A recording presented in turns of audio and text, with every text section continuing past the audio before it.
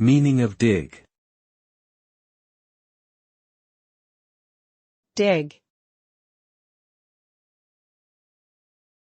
Dig. Dig. Dig. The word dig can have multiple meanings, depending on the context. The most common definition of dig is to break up, turn over, or remove soil, earth, or other material using a tool, such as a shovel. In this sense, dig can also refer to excavation or archaeological activities. Dig can also mean to search for information, often involving deep or thorough investigation.